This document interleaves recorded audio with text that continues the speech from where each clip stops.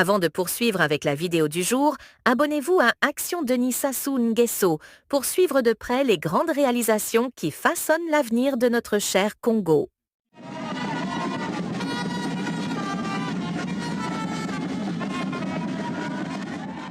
Dès son arrivée par l'aéroport international Agostinho Neto, le président candidat Denis Sassou Nguesso, accompagné de son épouse, s'affiche en homme de terrain dans une posture annonçant clairement l'événement du jour. Une parfaite attitude aux allures de compagne qui en dit long sur les instants que s'apprêtent à vivre les Ponténégrines et Ponténégrins venus en masse accueillir leur candidat DSN. C'est une véritable démonstration de force clairement perceptible par ce bain de foule monstre, fort révélateur de la suite, et justement, dans le même esprit et la même ferveur, cette marée humaine accompagnant son candidat met le cap sur le lieu du meeting, l'emblématique Rond-Point Lumumba, déjà noir de monde.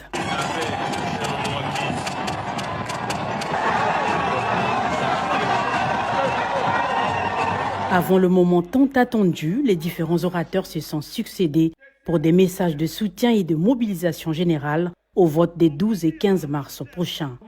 Réitérant le soutien indéfectible de l'ensemble des militants à la candidature de DSN, le directeur national de la campagne du candidat Denis Sassou Nguesso, le secrétaire général du PCT Pierre Moussa, s'est appuyé sur des projets et réalisations infrastructurelles du président candidat. Arrive enfin l'instant redoutable de ce méga meeting d'ouverture du candidat d'expérience, le choix de la majorité présidentielle. Pontons la belle, oyez!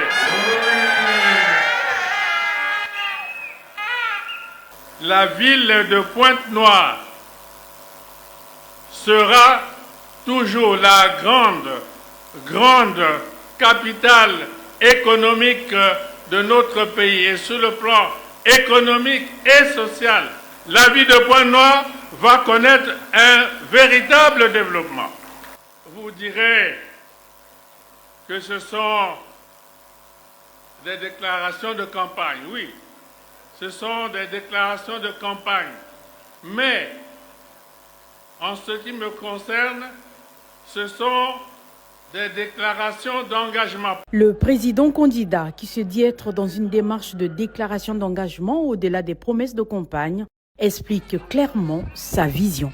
Parce que, en ordonnant la poursuite des travaux du développement du port de Pointe-Noire, en ordonnant la réhabilitation du chemin de fer Congo-Océan, en ordonnant la construction de la route lourde du corridor 13 qui va nous relier à la République centrafricaine et au-delà, au Tchad, nous avons décidé de confirmer le rôle de notre pays comme pays de transit. Pour un premier meeting de campagne électorale, le président candidat aura donné un signal fort de ce que va être sa tournée électorale. Une tournée qui, sans détour, bénéficie largement du soutien des partis de la majorité présidentielle et des forces vives de la nation.